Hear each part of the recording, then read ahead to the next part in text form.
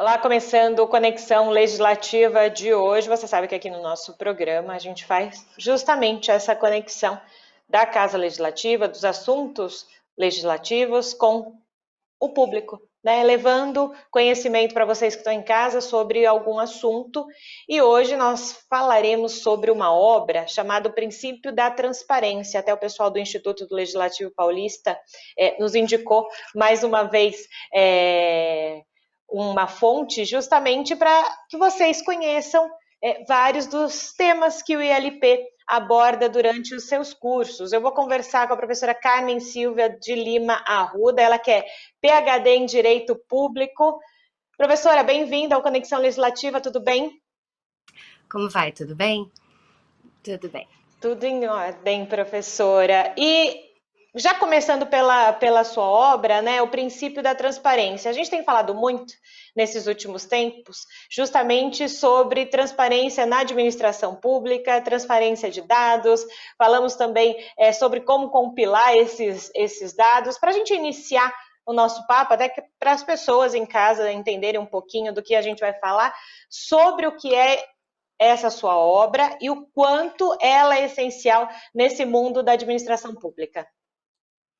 Então, esse livro foi feito a partir dos meus estudos, agora de doutorado, eu acabei de concluir, e passei uma temporada também na Universidade de Pavia, na Itália, pesquisando o tema, a partir de uma sugestão da minha orientadora, a professora Odete Medauá, e em função até de uns estudos prévios que eu já vinha fazendo sobre o meio ambiente. Né? Nas convenções internacionais de meio ambiente é que a gente começa a ver o princípio da transparência surgindo e sendo incorporado nos demais ordenamentos. Né? Isso mais recentemente, eu devo esclarecer. Então, o princípio da transparência a gente vê bastante forte na Convenção Europeia, uma convenção chamada Convenção de Aarhus, que estabeleceu então os elementos que seriam necessários para a transparência, sendo eles o acesso à informação, a participação e a motivação. Então, esses três elementos a gente chama de tripé da transparência, eles foram então explicitados nessa Convenção Europeia. O Brasil, obviamente, não faz parte, porque é só referente aos países europeus. E a partir daí, no Acordo de Paris, que o Brasil aí sim é signatário, havia uma grande ênfase na necessidade dos países em desenvolvimento, subdesenvolvidos, aqueles países que fossem receber verbas dos países europeus, que agissem com transparência nos seus dados, de forma que os países europeus, os países desenvolvidos, tivessem confiança no correto emprego daquela quantidade de dinheiro que estaria sendo remetido para o controle ambiental, para o controle do clima, enfim, em prol do Acordo do Clima que foi assinado em Paris, isso em 2015. Então, a partir desse estudo de 2015, né, isso me chamou muito a atenção, como a transparência vinha tão forte nesse Acordo de Paris, e a partir daí que eu então comecei a estudar mais o Instituto e verificar que, na verdade, aqui no Brasil, a gente tinha alguma coisa de transparência, alguma obrigação, né, obrigatoriedade de transparência na lei de responsabilidade fiscal. A gente já tinha também, né, de 2011, a lei de acesso à informação, que faz referência a uma cultura de transparência, mas ainda de uma forma muito incipiente e uma forma pouco, na verdade, desenvolvida. Né? Então, assim, o que eu procurei demonstrar aqui nesse livro, né, eu tenho até aqui o princípio da transparência, é a necessidade da introdução do princípio da transparência na Constituição, porque me parece que sem ele estar explicitado na Constituição, fica difícil de compreendê-lo e aplicá-lo, que é o mais importante, né? Então, o perigo que se corre de uma má aplicação do princípio da transparência ou do pouco entendimento da capacidade que esse princípio pode ter, é que ele venha a ser confundido, na verdade, com o princípio da publicidade, que não é, e venha a ser subutilizado. né? Então, assim, o perigo é que a gente perca um instrumento que é extremamente importante para o desenvolvimento do país mesmo, né? E, professora, quando a gente fala, então, sobre esse princípio da transparência sendo um preceito jurídico, então, colocado isso na Constituição, ou algo que corrobore, né? Existe, você tem uma lei para que isso aconteça, só para que as pessoas que estão ouvindo, vendo a gente nesse momento, entendam, quando a senhora fala nessa questão de ser um preceito jurídico, só para que as pessoas entendam o quanto Entendo. é essencial estar na lei isso.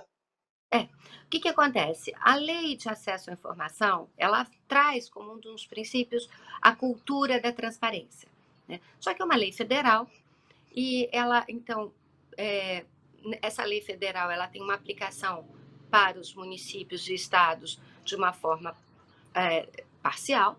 Quer dizer, os municípios, não existe uma sanção contra os municípios e estados se não adotarem a lei da transparência ou se não fizerem uma lei própria de transparência. Não existe uma sanção para isso. E por isso o que você vê hoje em dia é que muitos estados e muitos municípios não têm legislação própria de acesso à informação, né? Então, me parece que a importância de introduzir a transparência como um preceito constitucional seria tornar, então, obrigatório para os estados e municípios para que tornem-se mais transparentes. Adotem leis de acesso à informação, se não tiverem, adotem decretos, promulguem, enfim, a legislação necessária para que hajam com mais transparência. Então, hoje, o que a gente tem é um projeto de emenda constitucional na Câmara, no Congresso Nacional. É um projeto amplo que trata de outras matérias administrativas também, mas nesse projeto de emenda constitucional, a transparência é inserida no artigo 37, que é o artigo que rege a administração pública, né? Então, com essa emenda constitucional, trazendo a transparência para o artigo 37, nós acreditamos que os estados e municípios, e não apenas os estados e municípios, mas todas as entidades da administração pública direta e indireta, passem a agir com mais transparência. E quando a gente fala agir com mais transparência, significa estabelecer, providenciar os portais de transparência para que eles sejam devidamente imputados de dados, né? Quando a gente fala de transparência, a gente está falando de informação fidedigna, informação de qualidade, informação clara, informação confiável, atual. A gente não pode aceitar um portal de transparência sem dados, que é o que a gente muitas vezes vê. Quando a gente vê um portal de transparência numa cidade, às vezes numa cidade pequena, tem apenas o portal de transparência e não tem informação. O cidadão não consegue dali extrair nenhuma informação que lhe seja realmente útil ou que ele esteja precisando. Então, quando a gente fala em portal de transparência, a gente tem que ter alguns itens básicos e obrigatórios de informação ao cidadão, né? E não apenas um portal para dizer que tem. Então, esse é o grande foco da transparência, é tornar obrigatório a disponibilização da informação através, hoje em dia, já que a gente tem já esse mecanismo, a gente já está numa revolução, né, vivendo essa era de internet, de dados por esse cyberespaço, enfim. Então, se a gente já está nesse mundo, então as informações têm que estar disponibilizadas de forma compatível com esse mundo que vivemos, né? O mundo da internet e de acesso a todo mundo. E isso, professora, vai de encontro, então, também com essa questão de uma administração pública comprometida também com os seus eleitores, vamos dizer assim, cada um dentro das suas, ou cidade, estado, nação, e também para que esse administrador público, seja ele qual for, tenha uma boa governança. Então, assim, me parece que uma coisa vai dependendo da outra e a gente tem um círculo que as pessoas têm o direito de saber o que está acontecendo, é direito do cidadão e de quem votou. Exatamente. Exatamente. Voltando lá, né, para as convenções europeias, a transparência ela é um elemento da boa governança. Você tocou num ponto que realmente é fundamental. A transparência permite que o cidadão tenha acesso ao que o administrador está fazendo e também que preste contas do que está fazendo e também conheça as necessidades do seu administrado. Né? Hoje a gente vive uma era de uma administração aberta, né? O conceito de openness, né? De uma administração aberta, como se fosse uma casa de vidro, onde quem está de fora vê dentro e quem está dentro pode ver fora. Né? Então, esse conceito de openness, que já vem dos Estados Unidos, vem da legislação americana, né, norte-americana, ela é fundamental para a boa governança, para que o administrador saiba as necessidades, compreenda as necessidades do administrado e, por sua vez, também possa informar o administrado do que está sendo feito. Aí vale a pena também aqui eu enfatizar que nós já temos no Brasil uma capacidade de consulta popular muito grande. As eleições mostram isso. A gente consegue apurar o resultado de eleições municipais e federais, e também para presidentes, governadores, enfim, nós conseguimos apurar a Justiça Eleitoral tem uma capacidade de apuração de votos espetacular. Então, por que não utilizar essa capacidade tecnológica que o Brasil tem de consulta popular para todas as demais ações? A gente já vê, a gente tem que reconhecer que a nível federal a gente já vê essas consultas ocorrendo.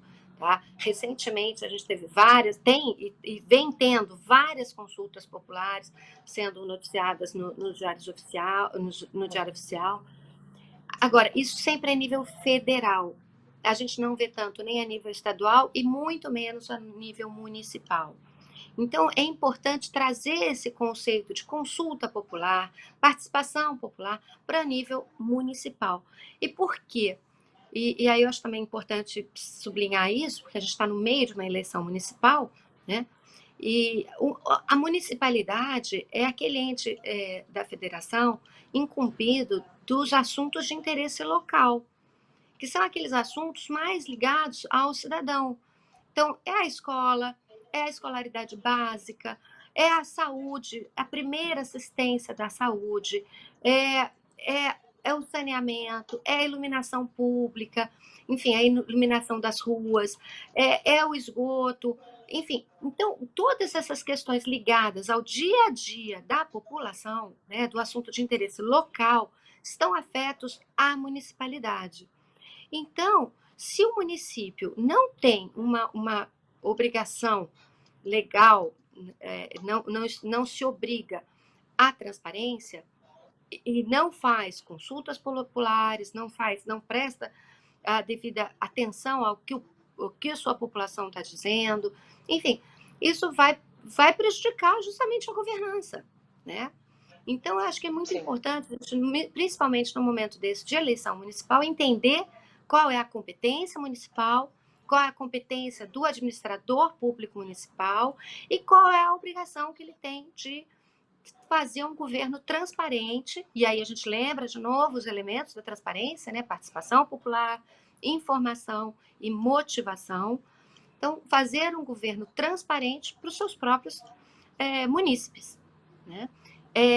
O terceiro elemento, né, que a gente já falou um pouquinho da participação popular, o terceiro elemento da transparência é a motivação. E por que ela é muito importante? Porque a gente tem que tornar clara a razão pela qual o administrador está adotando determinada postura, ou determinada decisão, ou tomando determinada decisão. Por exemplo, num município que basicamente tem uma população mais idosa, justifica muitos pediatras? Talvez não, ou talvez sim. Então, o administrador público ele tem que esclarecer a população, através da motivação dos seus atos, por que ele está contratando X número de pediatras ou por que ele está contratando X número de geriatras, né? Então, essa motivação é importante para que a população possa exercer um controle social, possa dizer, olha, prefeito, aqui existe um equívoco, vamos questionar isso, né? Então o controle que é feito, tanto nós sabemos que nós temos, né, uma série de controles, né? Tem o controle interno, tem o controle externo, tem o controle social e, por fim, o último, né, o controle judicial. Para que o controle seja exercido, para que se possa ter um controle das ações do administrador, a gente tem que conhecer as razões do administrador, a motivação, o que levou o administrador a agir de tal ou qual forma. Então, essa motivação, que é o terceiro elemento da transparência, me parece que é fundamental para o controle. Sem essa motivação, a gente não consegue ter, não consegue desempenhar bem o controle. Seria o terceiro, então, o terceiro elemento. E quando a gente olha todos esses aspectos, muito se fala também na administração, tanto corporativa, institucional, do compliance.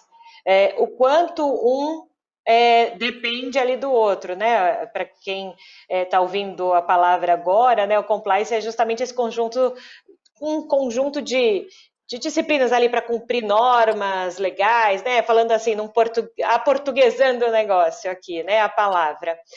Mas a gente tem ali uma nuance muito próxima entre transparência e compliance, né? Eu participei o ano passado de um grupo de trabalho que trata a gente traduz, na verdade, compliance para integridade, tá?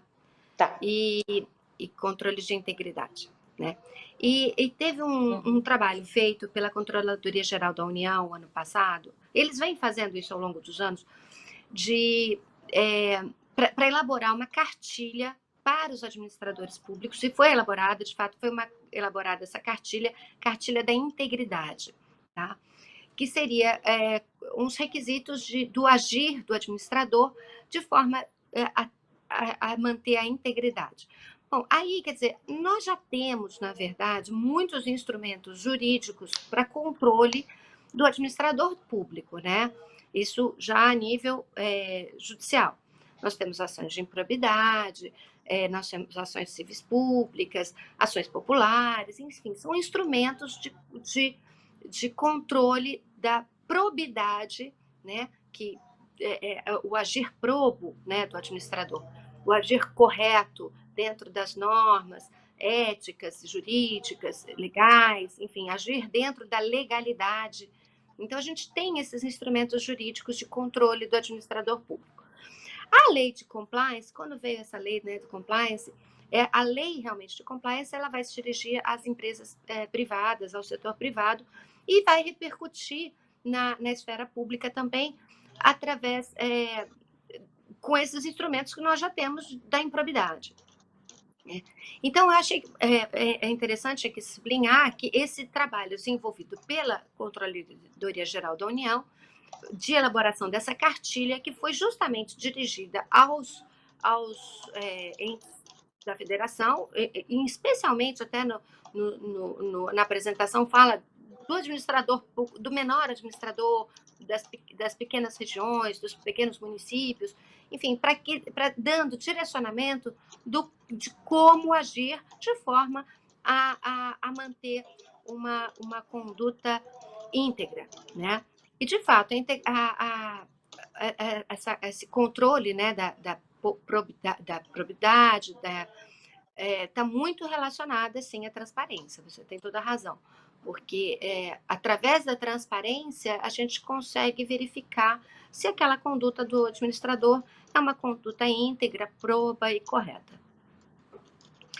Perfeito. É importante que as pessoas, é importante justamente isso, para quem está ouvindo, veja e vendo a gente, entenda esses aspectos, né?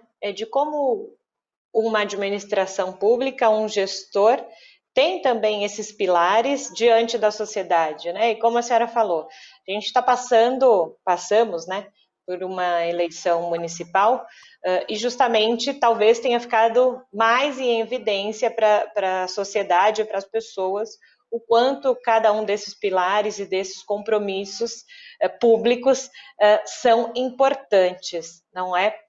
Como que a senhora analisa, então, esse momento depois de pandemia, quer dizer, no meio da pandemia, né? Muito tem se falado no pós-pandemia, mas nesse momento da administração pública e do próprio direito público, né? O que a pandemia impactou nesse mundo? Né? Porque a gente sabe Olha, que vários setores da sociedade foram impactados. Também esse, né? eu acho que a gente, vivendo uma pandemia, a gente não tem exatamente a dimensão da, da alteração que ela nos trouxe. Né? Talvez quando a gente, daqui a uns anos, a gente olhe para trás e olhe e fala, caramba, tudo mudou na pandemia. E, de fato, a gente teve uma grande mudança de comportamento. A internet, né, a utilização da internet disse que avançou em 5 anos, né, toda essa comunicação. A gente já vinha, eu acho que aqui a gente tem que, sempre saliento isso, a gente já tinha no Brasil uma utilização muito boa de internet, um desenvolvimento muito grande de TI, de tecnologia, né, da informação, em algumas áreas, né? Na área bancária, na área fiscal, na área de eleição, nas eleições, a gente já tinha esse desenvolvimento da tecnologia de comunicação. Né? Os tributos federais, estaduais, mesmo em muitos municípios, eles são cobrados eletronicamente, através do site. Você entra no site da prefeitura, sabe quanto você tem que pagar, quanto você está devendo, como é que você tira uma segunda via, instantaneamente. Né? Tanto a nível municipal, como estadual e federal. Né? Agora, essa utilização da internet para o serviço público, aquele serviço que atinge o cidadão, né, a escola, a saúde, ele é deficitário. Então, a gente espera que a pandemia ela tenha causado essa evolução para esses setores que são defasados na utilização da TI. Por exemplo, a gente tem que ter, da mesma forma que a gente tem um CPF, desde há 20 anos atrás, mais 30, 40 anos atrás, a gente já tem um CPF para o Brasil inteiro, a gente tem que ter um número de cadastro de saúde também uniforme. Né? Que a gente entre lá naquele número e consiga acessar um prontuário eletrônico. Já tem projeto de lei de prontuário eletrônico há anos que não evolui. Né? Então, por que não se evolui na utilização da tecnologia de informação para a saúde pública? Por que não se evolui para a escola? A gente está vendo que as crianças estão há 1 ano sem aula na rede pública, em muitos municípios, a grande maioria dos municípios brasileiros. Então, falar que o Brasil tem a maior tecnologia de informação, o Brasil é o 5º usuário de internet do mundo, o Brasil é o país que mais acessa, um dos mais acessa a internet pelo celular. Mas e a escola? Como é que está a criança na escola pública? Então, essa criança não está recebendo aula. Isso é um dano muito grande que está se causando às crianças. Né? A escolaridade.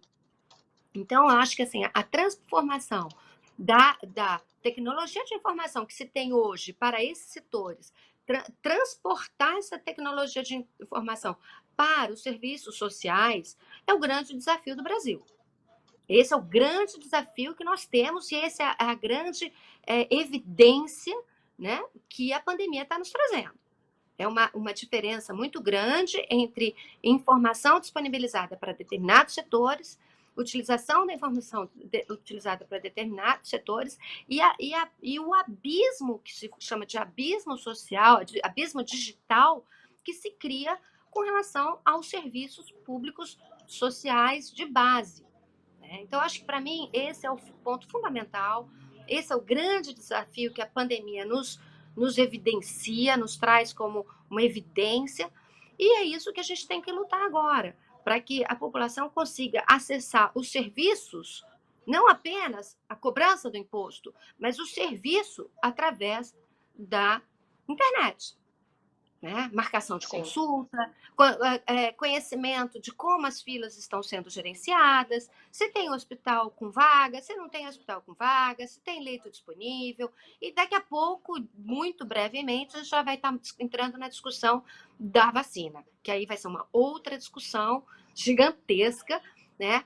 E que quanto mais transparência a gente tiver, melhor. E a gente já sabe que, aí eu repito, a gente tem uma deficiência de transparência enorme com relação aos leitos, com relação ao medicamento, enfim, quais são os critérios utilizados para disponibilização desses recursos, enfim.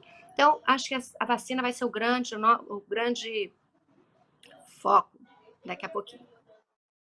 É isso mesmo. Professora Carmen Silva de Lima Arruda, quero agradecer a sua contribuição hoje aqui no Conexão Legislativa. Com toda certeza, mais para frente, a gente vai conversar sobre outros aspectos também do direito público e outras questões envolvendo a pandemia. Obrigada pela sua contribuição, tá bom?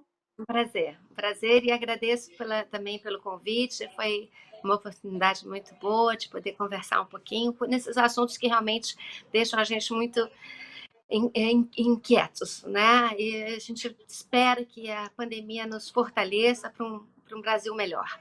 Essa é a nossa esperança.